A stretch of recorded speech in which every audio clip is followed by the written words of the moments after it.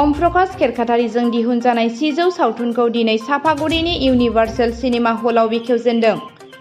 सिजौ बर' सावथुन ओम प्रकाश खेरखातारिजों दिहुनजानाय सावथुनखौ गुबुन गुबुन ओनसोलाव देखायनायनि उनाव दिनै चिरांनि सापागुरिनि इउनिभार्सेल सिनेमा हलाव दिनै देखायजेनबाय।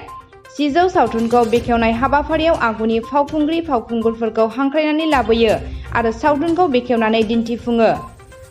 बे हाबाफारियाव सावथुननि सोमोन्दै ओम प्रकाश खेरखातारिया फोरमायो दि गोदोनि भुटान हादरनि सिमनायाव रायजो जानाय बर'फ्रा खस्थ' मोननायखौ लानानै बे सावथुनखौ दिहुननाय जादों आरो उननि समावबो आसामिस रावावबो राव सोलायनानै रायजो राजाफोरनो दिन्थिनो आखायाव लादों होननानै फोरमायथियो। ओरैहाय बे सावथुननि बिथोनगिरियाबो बे सावथुनखौ जोबोद मोजां आरो आसामिस रावावबो नुगोन होनना खौरांगिरिनो फोरमायदों।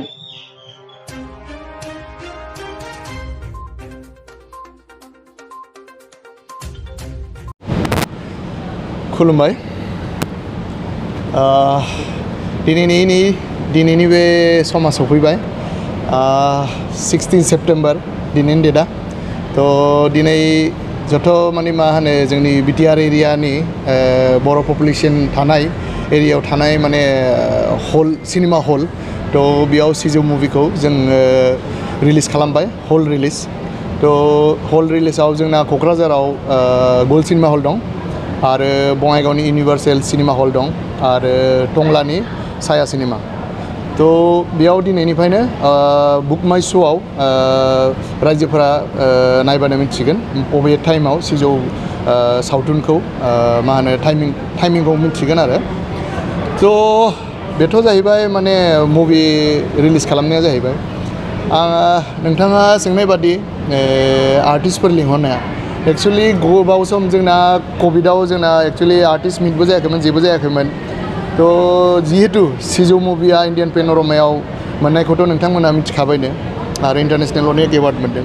थ' आंना खोथाया जाहैबाय मा बे एक्सुवेलि मोजाङै जुदि मा होनो नायनो सानोबा बेखौ बिग स्क्रिनावसो थारमाने सिनेमा हलावसो बुस्थुखौ बेरखाङो। बेनिखायनो आं जोंनि जि सिनेमा लाइननि जोंनि कलिगफोरखौ आं माने मा होनो लिंहरनाय जादों। थ' अनेक आर्टिस्टआनो दिनै बेयाव गेट टुगेदार टाइपनि बेयाव फैजोबदों। थ' आं बिराद मोजां मोनदों मानोना एक्सुवेलि प्लेनिङा हरखाबैसो जादोंमोन आंना।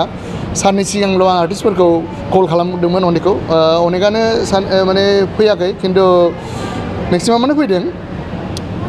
थ' बेयाव दिनै गेट टुगेदारखौनो बुंनांसिगोन आरो अनेक सिनियर आर्टिस्टफोरखौबो आं लिंदोंमोन आरो जुनियर आर्टिस्टफोरबो दं। थ' आं गासैखौबो लोगो मोननानै गोबाव सम अनेकखौनो लोगो मोनाखैमोन आं दिनै लोगो मोनबाय। दा मुभिखौ नायगासिनो दं। दा मा बुङो अनेक मिडियायावनो आं बुंखांबाय एक्सुवेलि बे मास्लादार फिल्म टाइप नंखाया। बे जाहैबाय बै समनि 1958नि बिफर 1958नि स्ट'रिखौ लानानै बानायनाय जादों। इन्ड' हिस्ट'रिकेल आरो बेखौ इन्ड' भुटान एरियायाव जा माने बर' एरियाफोर बिसिनि एरियायाव गोलैयोमोन रायजो जानायफोरनि मा असुबिदा जादोंमोन माबादि माने गंगारफोरा बाहायोमोन जेब्ला माने नोंना टेक्स जेब्ला मोनामोन। थ' बेखौ लानानैनो मोनसे माने उन्दै गथ'नि जायनि प्रटगनिस्टनि नामानो जाहैबाय सिजौ। थ' बेखौ बेस खालामनानै जों स्ट'रिखौ बानायनाय जादोंमोन। थ' स्ट'रिया बेनि गोजौआवनोसै आरो। सानबेसे सोलिगोन बे सिजौ सावथुना सिनेमा हलाव? सिजौआथ' 1 उइकथ' ओरैनो सोलिखागोननो हलाव। थ' जुदि रायजो राजाफोरा जुदि माने मा होनो नायफैयोबा हला जुदि बुक थाबाय थायोबा 1 मान्थबो सोलिनो हागौ। बे हलजों खोथासै आरो रायजोफोरनि अनसायनायनि सायाव। रायजोफोरनि अनसायनायनि सायाव आरो। दिनाव खनबेसे देखायनायनि टारगेट लादों? टारगेटआथ' एक्सुवेलि हलनि अनारासो खालामो बेखौ अडियेन्सनि गोजौआवसो जायो बेसे फिलाप जायो। थ' बै हिसाबाव प्लेन खालामनानैसो बिसोरो खालामो आरो। मिन्स साप'ज हमना ला क'क्राझाराव सानसेयाव 5 गाहाम देखायनो हायो। जुदि जोंनि सिजौ मुभिखौ जुदि रायजोफोरा अनसायोबा होमबा बै स्क्रिनाव गासैबो स्क्रिनावनो बेखौ देखायनाय जागोन। आरो जोंनि इउनिभार्सेल सिनेमा हलाव स्क्रिन होनो थाङोबा 3 दं 3D 2D। थ' बेयाव अनारा बुंनाय बादिबा फार्स्टआव जोंना 3 श' दं ओमफ्राय बिनि उनाव आरो बारायनानै होगोन होनदों। ओमफ्राय साया सिनेमा हलावनो बिदिनो अनारा बुंदों जे रेसपन्सनि सायाव आरो बुस्थुआ। माबायदि दासिमाव 4 जायगायाव देखायनायाव माबायदि खौरां फैदों दासिमाव नोंथांनियाव?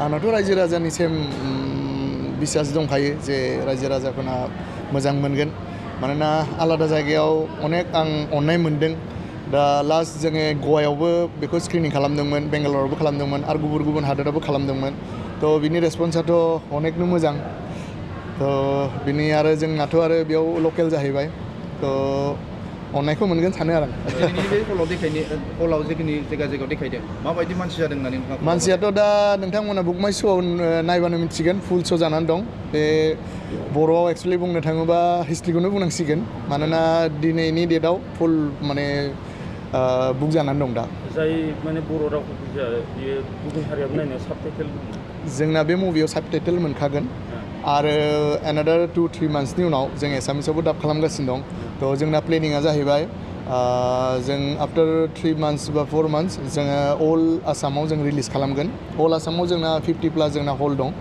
थ' जोंना प्लेनिं सोलिगासिनो दं माबायदि जों नेक्स्ट स्टेपखौ लागोन जाहाथ माने एक्चुवेलि खोथाया जाहैबाय जिहेतु बे इण्डियान पेन'रामायाव एभ्रि इयार 24टा बेस्ट इण्डियानि बेस्ट फिल्मा सेलेक्ट जायो थ' सिजुआबो बिनि मोनसे जिहेतु थ' बेनिखायनो आं सानो आसामनि रायजो राजाफोराबो नायथों बेनिखायनो आं हल रिलिजखौ एसामिसाव सानदों आरो